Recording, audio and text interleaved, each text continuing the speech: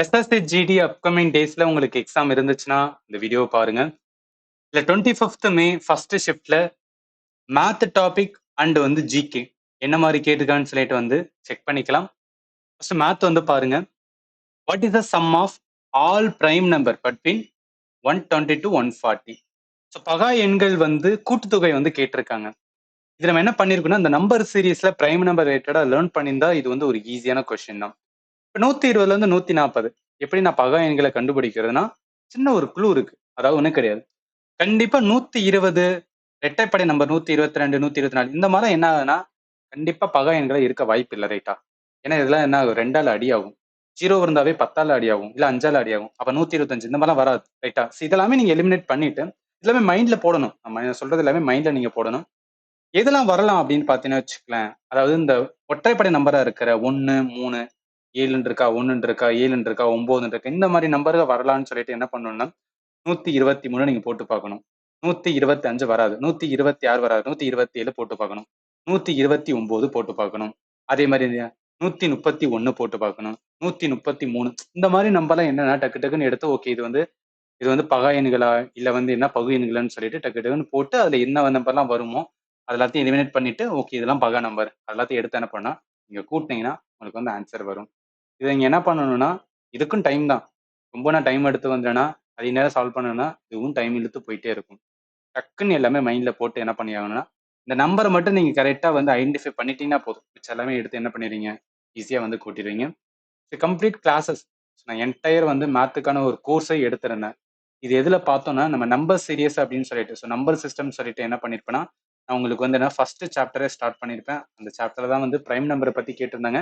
ஒரு வாட்டி என்ன பண்ணுங்கன்னா ரிவிஷன் பண்ணிக்கோங்க. சப்போஸ் உங்களுக்கு வந்து அப்கமிங் டேஸ்ல எக்ஸாம் இருந்துச்சுன்னா இந்த பிளேலிஸ்ட் என்டையர் பிளேலிஸ்ட் வந்து ரொம்பவே யூஸ்ஃபுல்லா இருக்கும். அதனால தயவு செய்து என்ன பண்ணுங்கன்னா யூஸ் பண்ணுங்க. அடுத்த கேள்வி பார்த்தீங்கன்னா அரேஞ்ச் பண்ண சொல்லியிருக்காங்க. என்ன கிரேட்டஸ்ட் ஸ்மாலஸ்ட் வந்து அரேஞ்ச் பண்ண சொல்லியிருக்காங்க. இப்போ என்ன பண்ணணும், எதுக்கெல்லாம் வந்து என்னன்னா வேல்யூ என்ன வரும்னு சொல்லிட்டு நீங்க 4 இதுக்குமே வந்து கண்டுபிடிக்கணும்.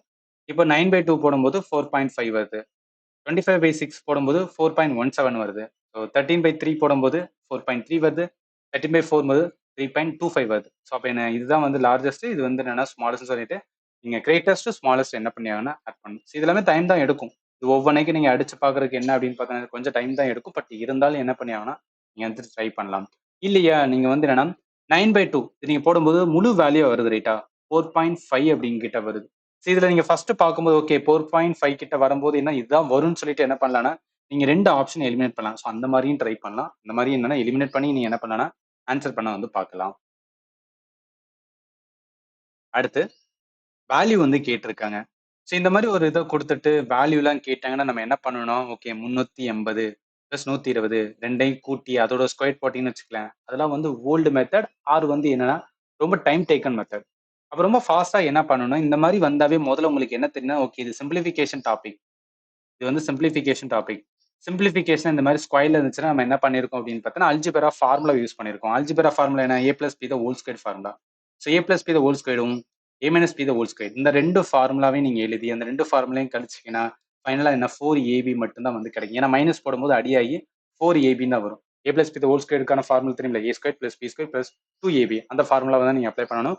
அப்ளை பண்ணி அடிக்கும்போது உங்களுக்கு என்ன 4abன்னு வரும். இதை நீங்க முன்னாடி பேசிக்கா லேர்ன் பண்ணீங்கன்னா டக்கு டக்குன்னு என்ன பண்ணலாம்னு வச்சுக்கலாம். ஓகே 4ab மட்டும் தான் நிற்கும். அப்ப 4 இன்ட்டு இதெல்லாம் இதுதான் வந்து ஏ, ரைட்டா? இதுதான் வந்து ஏ, சாரி 380 ஏ, 120 பை. ஏன்னா 2 சைடும் சேமா தானே இருக்கு. அதனால 4 இன்ட்டு 380 இன்ட்டு 120 போட்டு டக்குன்னு என்ன பண்ணலாம்னா நீங்க ஆன்சர் எடுத்துட்டு கரெக்டான ஆன்சர் வந்து சூஸ் பண்ணிக்கலாம். ஸோ அடுத்து பாருங்களேன். அடுத்து என்ன, இதுக்கும் வேல்யூ தான் கேட்டிருக்காங்க. பட் இந்த மாதிரி பார்த்தோன்னே என்னன்னா இது வந்து அர்த்தமெட்டிக் ப்ரோக்ரஷன். அதாவது நம்பர் சிஸ்டத்திலேயே வந்து arithmetic progression and geometric progression சொல்லிட்டு வந்து ஒரு டாபிக் இருக்கு. நான் ஃபண்டமெண்டல் கிளாஸஸ் எடுக்கும்போது எல்லாமே நான் ஆப்ல கொடுத்துருந்தேன். ஸோ தயவு செய்து என்ன பண்ணுங்கன்னா நீங்க வந்து ஒரு எஸ்எஸ்சி எக்ஸாம் ப்ரிப்பேர் பண்றீங்க, ஜிடி எக்ஸாம் ப்ரிப்பேர் பண்ணீங்கன்னா தயவு செய்து அந்த கிளாஸஸ் வந்து பாருங்க. ரொம்ப ரொம்ப ரொம்ப ரொம்ப யூஸ்ஃபுல்லா இருக்கும். சரி, இப்போ என்ன கொடுத்துருக்காங்கன்னு பாருங்க. 21 ஸ்கொயர்ல இருந்து ஆரம்பிச்சு 50 ஸ்கொயர். இப்போ நான் 21 ஸ்கொயர் ஒவ்வொன்றுக்கும் போட்டோன்னு வச்சுக்கலாம், அதெல்லாம் வாய்ப்பே கிடையாது. அப்ப என்னன்னா இது ஒரு ஏதோ ஒரு வந்து என்னன்னா கான்செப்ட் இருக்கு. அந்த கான்செப்ட் நம்மளுக்கு வந்து தெரியணும். அது என்ன கான்செப்ட்னா அர்த்தமெட்டிக் ப்ரோக்ரஷன்ல ஃபார்முலா இருக்கு. 1 ஸ்கொயர் + 2 ஸ்கொயர் + 3 ஸ்கொயர் இந்த மாதிரி ஸ்கொயர்டு, அதாவது நம்பர் சீரிஸ்ல இந்த மாதிரி வந்து கண்டினியூஸ் நம்பர்ல வந்து ஸ்கொயர் போட்டே போனோம்னா அதுக்கான formula n into n plus one 2n plus one by six அப்படின்னு சொல்லிட்டு வந்து ஒரு ஃபார்முலா இருக்கு. இந்த ஃபார்முலா என்ன பண்ணியா அப்ளை ஆகணும். ஆனா அப்ளை பண்றதுக்கு என்னன்னா இங்க நல்லா கவனிங்க. இந்த இடத்துல நான் 21 ஸ்கொயர் தான் எனக்கு தேவை. 21ல இருந்து 50 வரைக்கும் தான் தேவை. ஆனா இது நான் ஒன்னுல இருந்து ஆரம்பிக்கிற ஃபார்முலா. எனக்கு என்ன தேவைன்னா முதல்ல 1ல இருந்து 50 வரைக்கும் ஸ்கொயர்டு 1 ஸ்கொயர்ல இருந்து 50 ஸ்கொயருக்கு வரைக்கும் நான் கண்டுபிடிச்சிட்டு நான் என்ன பண்ணிக்கிறேன்னா அதுல இருந்து 1ல இருந்து 20 வரைக்கும் கழிச்சு விட்டுக்கிறேன். ஏன்னா எனக்கு என்ன 20ல இருந்து 30 20ல இருந்து 50 தானே தேவை. ஸோ எனக்கு 20ல இருந்து 50 தேவைக்காக நான் என்ன பண்ணிக்கிறேன் இந்த மாதிரி எடுத்துக்கிறேன். மொத்தமா முதல்ல சாரி முதல்ல மொத்தமா நான் கண்டுபிடிச்சிட்டு அதுல இருந்து என்ன பண்றேன்னா அந்த 1 ஸ்கொயர்ல இருந்து 20 ஸ்கொயர் வரைக்கும் கழிச்சுட்டேன்னா மிச்சம் இருக்கிறது என்ன 20 ஸ்கொயர் டு 30 50 ஸ்கொயர் வேற தானே இருக்கும். அதனால என்ன பண்றேன் இந்த மாதிரி பண்றோம். அதான் இங்கே பாருங்களேன். சம்மு 1 ஸ்கொயர் டு 50 ஸ்கொயர் அதை கண்டுபிடிச்சு அதுல இருந்து என்ன 1 ஸ்கொயர்ல இருந்து 20 ஸ்கொயர் அப்ப ரெண்டுக்குமே நம்ம பார்க்கணும். அந்த ஃபார்முலா அப்ளை பண்ணணும். ஃபார்முலா அப்ளை பண்ணி எடுத்தோம்னு வச்சுக்கலாம் நமக்கு என்ன வரும் ஆன்சர் வந்து கிடைச்சிடும். ஸோ இந்த இருக்க பார்த்தீங்கன்னா 40,055 இதுதான் என்னன்னா இந்த கொஸ்டினுக்கான ஆன்சர். இது எல்லாமே வந்து ஒரு ஈஸி பேட்டர்ன். அந்த ஈஸி பேட்டர்ன் உங்களுக்கு தெரியணும். ஒரு கொஸ்டினை பார்த்தோன்னே அந்த கொஸ்டினை வந்து என்னன்னா எப்படி சால்வ் பண்ணணும் அப்படின்னு ஒரு ஐடியா உங்க மைண்டுக்குள்ள வந்தாவே போதும். நீங்க என்ன பண்ணிடுறீங்கன்னா அந்த கொஸ்டினை சால்வ் பண்ணுவீங்க. இங்க நிறைய ஸ்டூடெண்ட் இருக்கிற பிரச்சனை அதுதான். ஒரு கொஸ்டினை பார்த்தோன்னே அதை நான் எப்படி அணுகணும் அப்படின்னு தெரியாம இருக்கு. அதுக்காக தான் சொல்லிக்கிறேன். அடுத்து பாருங்க. அடுத்து என்ன மென்சுரேஷன்ல இருந்து கேட்டிருக்காங்க. இது ரெக்டாங்கிள் சம்பந்தப்பட்ட question. Perimeter of the rectangle கொடுத்துருக்காங்க. லென்த் கொடுத்துட்டு வித் வந்து கேட்டிருக்காங்க. நமக்கு ஃபார்முலா தெரியும். செவ்வகத்தோட சுற்றளவு ஃபார்முலா என்ன 2 இன்ட்டு லென்த் பிளஸ் வந்து வித் இல்ல லென்த் பிளஸ் வந்து பிரெத்ன்னு சொல்லுவோம். அப்ப 2 இன்ட்டு லென்த் பிளஸ் வித் அதோட வேல்யூ வந்து கொடுத்துட்டாங்க 40. அதுல என்ன லென்த் வந்து கொடுத்துட்டாங்க. இதை வச்சு நான் என்ன கண்டுபிடிச்சேன்னா பிரெத்தான அதாவது அகலத்தை வந்து கண்டுபிடிச்சிட்டேன். ஸோ பிரெத்ன்னு சொல்லலாம் இல்ல அப்படின்னு பார்த்தா வித் அப்படின்னு கூட சொல்லலாம். கொஸ்டினுக்கு ஆன்சர் வந்து 8 சென்டிமீட்டர் வரும். ஸோ இவ்வளவு கொஸ்டின் தான் வந்து மேத் கொஸ்டின்ஸ் வந்து கிடைச்சது. இதுக்கப்புறம் என்ன பண்ணலன்னா ஜிகே வந்து பார்க்கலாம். சில பாருங்களேன். Who was appointed as a deputy chief minister Tamil Nadu in September 2024. அரசியல் பேசாதீங்கன்னு நிறைய பேர் சொல்லுவாங்க. பட் அரசியல் வச்சுதான் கொஸ்டினே கேட்கறாங்க பாத்துக்கலாம் நீங்க. அதாவது என்ன கண்டிப்பா உங்களுக்கு தெரிஞ்சிருக்கேன். 24ல டெபுட்டி சீஃப் மினிஸ்டர் யாரா இருந்ததுதான் உதயநிதி ஸ்டாலின் தான். இது ஒரு ஈஸியான கொஸ்டின். நம்ம தமிழ்நாட்டுல இருக்கனால ஈஸியா என்ன பண்ணலாம்னா இது ஆன்சர் வந்து பண்ணிடலாம். அடுத்து வேர்ல்டு எக்கானமி ஃபோரம் என்ன மாதிரி ரிப்போர்ட்லாம் பப்ளிஷ் பண்ணுவாங்க அப்படின்னு கேட்குறாங்க. இது கரண்ட் அஃபேர். இது நம்ம கரண்ட் அஃபேர்ல வந்து ஒவ்வொரு மாசத்துலயும் வந்து சமிட் அண்ட் வந்து ரிப்போர்ட் அப்படின்னு சொல்லிட்டு ஒரு சாப்டர் வந்து என்ன பண்ணுவோம் நம்ம படிப்போம். அதுல இருந்து கேட்டிருக்காங்க. வேர்ல்டு எக்கானமி ஃபோரம் வந்து ரொம்ப ஃபேமஸான ஒரு இன்டர்நேஷனல் ஆர்கனைசேஷன். அவங்க என்னெல்லாம் வந்து எடுப்பாங்கன்னா global risk report, global gender gap report, global competitiveness report இந்த மூணையுமே அவங்க தான் எடுக்கிறாங்க. அதனால கொஸ்டினுக்கு ஆன்சர் வந்து ஆல் த அபோவ் தான் வரும். அடுத்து சச்சின் நாக் எந்த ஸ்போர்ட்டோட சம்பந்தப்பட்டவர் அப்படின்னு கேட்கறாங்க. சச்சின் அப்படின்றதுனாவே டக்குன்னு என்ன கிரிக்கெட்னு போலாம் கிடையாது. சச்சின் நாக் அப்படின்றது. ஸோ நாக் இவர் எது சம்பந்தப்பட்ட ஸ்போர்ட்ஸ் அப்படின்னு பார்த்தீங்கன்னா இந்தியன் ஸ்விம்மர். இவர் என்னன்னா ஏசியன் கேம் 1951 ஏசியன் கேம் ஸ்விம்மிங்ல என்ன பண்ணா கோல்டு மெடல் வந்து வாங்கி கொடுத்திருக்காரு. ஜஸ்ட் வந்து ஞாபகத்துல வச்சுக்கோங்க. அடுத்து read the following statement regarding the human excretory system and choose the correct option அப்படின்னு சொல்றாங்க. Kidney located on the both side of the back bone. நம்ம சிறுநீரகம் முதுகெலும்போட இருபுறமும் அமைந்துள்ளது அப்படின்னு சொல்றாங்க. ஆமா நீங்க கரெக்டா பாத்தீங்கன்னா கிட்னி அந்த இந்த சைட்ல தான் வரும். இந்த கை கூட வச்சு பாருங்க. கிட்னி என்னன்னா நம்ம பேக் போனோட போத் சைட்ல தான் வந்து என்னன்னா இருக்கும். ஃபர்ஸ்ட் ஸ்டேட்மெண்ட் கரெக்டா தான் இருக்கு. ரெண்டாவது it help excretion through the ureter and urinary bladder. இது என்னன்னா பயாலஜில. ஸோ பயாலஜில என்னன்னா ஹியூமன் பிசியாலஜி மனித உடலியல் அப்படின்னு சொல்லி ஒரு சாப்டர் இருக்கும். அந்த சாப்டர்ல கம்ப்ளீட்டா ஹியூமனோட எக்ஸ்கிரேட்டரி சிஸ்டத்தை லேர்ன் பண்ணியிருப்போம். அதுல முக்கியமானது கிட்னி சிறுநீரகம். அந்த சிறுநீரகம் எப்படி வந்து ஸோ அந்த சிறுநீரகம் வந்து எப்படி வேலை செய்யும் சொல்லிட்டு அந்த டீட்டெயில் லேர்ன் பண்ணியிருந்தோம்னா அதை வந்து சொல்லிடலாம். இது எப்படி எக்ஸ்கிரீஷன் பண்ணா யூரேட்டர் அண்ட் யூரினரி பிளேடர் மூலம் என்ன பண்ணும் அப்படின்னா தேவையில்லாத அசுத்தங்களை வந்து வெளியே அனுப்பிட்டான். அதனால ரெண்டு ஸ்டேட்மெண்ட்மே கரெக்டா இருக்கு. அதனால கொஸ்டினுக்கு ஆன்சர் வந்து ஆப்ஷன் சி தான் வரும். அது which one are the following can causes ozone layer tearing or depletion? அது என்ன எந்த வந்து கேஸ் எந்த வந்து என்னன்னா கேஸ் ஓசன் டிப்ளேஷனுக்கு முக்கிய காரணமா இருக்கு அப்படின்னு வந்து கேட்கறாங்க. ஆக்சிஜனா நைட்ரஜனா குளோரினா கார்பன் டை ஆக்சைடா குளோரின் தான். ஈவன் வந்து என்னன்னா நம்ம ஸ்கூல்ல இருந்து கூட லேர்ன் பண்ணிருப்போம். அதாவது சிஎஃப்சி அப்படின்னு சொல்லுவாங்க. குளோரோ ஃப்ளோரோ கார்பன் அப்படின்னு சொல்லுவாங்க. இது எதுல இருக்கும் அப்படின்னு பார்த்தீங்கன்னா இந்த ஃப்ரிட்ஜ் இந்த மாதிரி இதெல்லாம் வந்து என்னன்னா யூஸ் பண்றதை வந்து தடை பண்ணணும். சிஎஃப்சி யூஸ் பண்றது தடை பண்ணணும்னு சொல்லிட்டு நிறைய இடத்துல வந்து என்னன்னா ஸ்கூல்ல இருந்து கூட லேர்ன் பண்ணிருப்போம். அதை வச்சு கூட என்ன பண்ணலாம் நீங்க ஆன்சர் பண்ணலாம். குளோரின் மோசமான வாயுன்னு சொல்லுவாங்க. எதுக்குன்னா ஓசன் லேயர் டிப்ளேஷனுக்கு ஆன்சர் இதா வரும். அடுத்து ஓசன் லேயர், நல்லா கவனிங்க. Who is primary responsible for destroying or depleting the ozone layer in the stratosphere?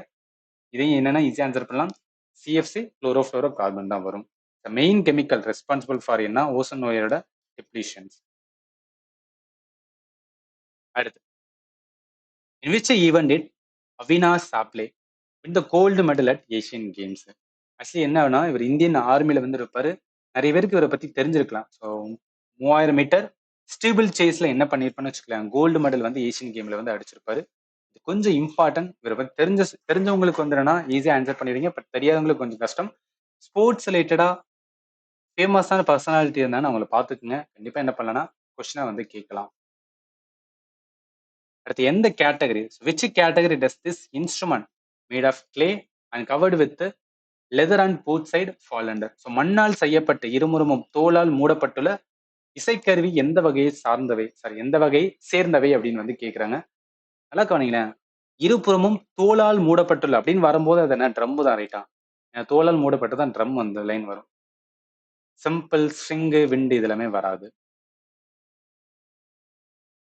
Who resigned from the post of Governor of Telangana in March 2024? Who was in discussion for possibly contesting the 2024 Lok Sabha election from Tamil Nadu? Tamil Nadu ரிட்டையர்டா கேட்கனால நம்மளுக்கு வந்து ஒரு ஈஸியானதான். யாரு governor, தெலுங்கானாவோட கவர்னரா இருந்திருப்பானா தமிழிசை, டாக்டர் தமிழிசை வந்து சவுந்தரராஜன். அவங்க தான் என்ன பண்ணிருப்பாங்க, கவர்னர் இருந்திருப்பாங்க. பட் கவர்னர் பதவி ரிசைன் பண்ணிட்டு லோக்சபா எலெக்ஷனை கண்டக்ட் பண்ண வந்திருப்பாங்க. வந்து நின்று என்னன்னா தோத்துருப்பாங்க. அது வந்து என்னன்னா வேற ஒரு ஸ்டோரி. பட் இதான் ஞாபகத்துல வச்சுக்கேன். ஆப்ஷன் பி தான் வரும். Which of the following not included in the union budget of India? இது வந்து என்னன்னா பேசிக்கான கொஸ்டின் தான். எக்கானமில நம்ம பேசிக்கா லேர்ன் பண்ணிருக்கணும். பட்ஜெட் வந்து நீங்க நிறைய நியூஸ்ல கூட பார்த்திருப்பீங்க. நிர்மலா சீதாராமன் வந்து ஒரு சிவப்பு கலர் பை கூட கையில வச்சிருப்பாங்க. அதுக்குள்ள நிறைய என்ன இருக்கும் அப்படின்னு பார்த்தீங்கன்னு வச்சுக்கோங்களேன். ஒவ்வொரு தனி செக்ஷனா இருக்கும்னு சொல்லுவாங்க. அதுல என்னென்ன இருக்காது அதான் கேட்குறாங்க. அதாவது ஒன்றும் கிடையாது. ரெவன்யூ டெபிசிட்டு, ஃபிஸ்கல் டெபிசிட்டு இது எல்லாமே டெஃபினட்டா வந்து இருக்கும். கேபிட்டல் எக்ஸ்பெண்டிச்சர் எதுவுமே வந்திருக்கு. அதாவது மூலதன செலவு எவ்வளவு இருக்கு, வருவாயோட பற்றாக்குறை என்ன, நிதியோட பற்றாக்குறை இது எல்லாமே என்ன பண்ணுவாங்கன்னா அந்த பட்ஜெட்ல வந்து என்னன்னா தாக்கல் வந்து பண்ணுவாங்க. ஆனா credit control of budget borrowing இது என்ன கிடையாதுன்னு வச்சுக்கலாம். இந்த பட்ஜெட்டுக்கும் இதுக்கும் சம்பந்தப்பட்டதே கிடையாது. Credit control of budget borrowing எல்லாமே என்ன யார் பண்ணுவோம்னா ஆர்பிஐ வந்து பண்ணுவாங்க. ஸோ ஆர்பிஐ வந்து பண்ணுவோம். நீங்க பார்க்கலாம், credit control is a monetary policy function. RBI வந்து என்ன சம்பந்தப்பட்டது. இது எல்லாமே பட்ஜெட் எல்லாமே என்ன பிஸ்கல் பாலிசின்னு வருவாங்க. கொஸ்டினுக்கு ஆன்சர் என்ன வரும்னா ஆப்ஷன் சி தான் வரும். அடுத்து ஃபிஃப்த் லார்ஜஸ்ட் பிளானட் சோலார் சிஸ்டத்துல எதுன்னு கேட்குறாங்க. நம்ம எர்த் தான் வந்து ஃபிஃப்த் லார்ஜஸ்ட்.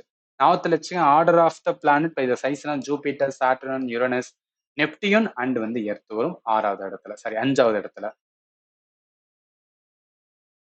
அடுத்து தெலுங்கானாவோட சீஃப் மினிஸ்டர் யாரு டில் செப்டம்பர் 2025 வரைக்கும் அப்படின்னு வந்து கேட்குறாங்க. யார் இருப்பானா ரேவந்த் ரெட்டி. ஏன்னா அதுக்கப்புறம் என்ன இருக்குன்னா மொத்தமா வந்து சேஞ்ச் ஆயிருக்கும், எலெக்ஷன் நடந்து. ஸோ ஞாபகத்தில் வச்சுக்காங்க. நிறைய பாலிடிக்ஸ் ரிலேட்டடாக கொஸ்டின்ஸ் வந்து எடுத்திருக்காங்க. இந்த மாதிரி கொஸ்டின் வருது உங்களுக்கு தெரியணும். அடுத்து what is the new name of Nainavatiya, இந்த கல்ச்சர் ஆஃப் உத்தரகாண்ட்? ஸோ உத்தரகாண்டோட கல்ச்சர் பேர் வந்து நைனாவதியான் இருக்கு. அதோட பேர் வந்து சேஞ்ச் பண்ணியிருக்காங்களாம். இந்த பேர் என்ன அப்படின்னு வந்து கேட்குறாங்க. ஸோ நந்தா, ஸோ நந்தா வந்து வாத்தியா அப்படின்னு சொல்றாங்க. ஸோ நந்தா வாத்தியா, இதுக்கு முன்னாடி வந்து நைனா வாத்தியான்றது இப்ப நந்தா வாத்தியா அப்படின்னு சொல்லிட்டு மாத்திருக்காங்க. எனக்கு தெரியல என்ன மாதிரி கல்ச்சர் அப்படின்னு தெரியல. இந்த மாதிரி ஒரு கொஸ்டின் வந்ததா ஹிந்தி சேனல் மென்ஷன் பண்ணியிருக்காங்க. அதுதான் இந்த இடத்துல நான் கொடுத்துருக்கேன்.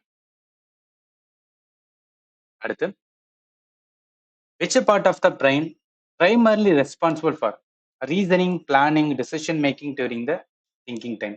சிந்தனை பண்றது, திட்டமிடல், முடிவெடுத்தலுக்கு முக்கியமான பொறுப்பான மூளையோட பகுதி எது அப்படின்னு வந்து கேட்குறாங்க. நம்ம மூளையோட எந்த பகுதினா ப்ரீஃப்ரண்டல் கார்டெக்ஸ் அப்படின்னு சொல்றது. ஸோ இதுதான் என்ன பண்ணும் அப்படின்னு பார்த்தீங்கன்னா கம்ப்ளீட்டா இங்க சொல்லப்பட்ட வந்து என்டையர் டெசிஷன் மேக்கிங்க்கு முக்கியமான வந்துன்னா பங்கு வகிக்கிறது. இதுதான் முடிவு எடுக்கிறது.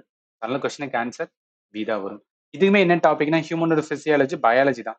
ஸோ பயாலஜியில் கம்ப்ளீட்டா பிரெயின் பத்தி நம்ம லேர்ன் பண்ணியிருப்போம். பிரெயினோட ஒவ்வொரு பாட்டு என்ன, அது ஒவ்வொரு பாட்டோட வேலை வந்து எது சம்மந்தப்படும் சொல்லிட்டு டீட்டெயில் லேர்ன் பண்ணியிருப்போம். அது சம்மந்தப்பட்டு என்ன பண்ணியிருக்காங்கன்னா கொஸ்டின்ஸ் வந்து எடுத்திருக்காங்க. The cell wall present in plant cell helps in, இது நம்ம பேசிக்கா லேர்ன் பண்ணிருப்போம். பிளான்ட் செல்ல மட்டும்தான் என்னன்னா செல் வால் வந்து இருக்கும். அதோட பயன் என்ன, அந்த மாதிரி இருக்கிறதோட பயன் என்ன அப்படின்னு கேக்குறாங்க. Providing structural support and protection. கண்டிப்பா, ஏன்னா செல்ஸ் ஒன்ஸ் வரும்போது என்ன அதோட முக்கியமான வேலை என்னன்னா கட்டமைப்புக்கு ஆதரவு மற்றும் பாதுகாப்பு வழங்குதல் தான். மெயின்டைனிங் த செல்லோட ஷேப்.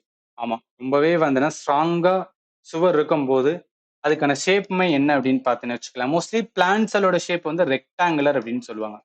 இதையும் ஞாபகத்துல வச்சுக்க மேபி வந்து ஹெல்ப்ஃபுல்லா இருக்கலாம்.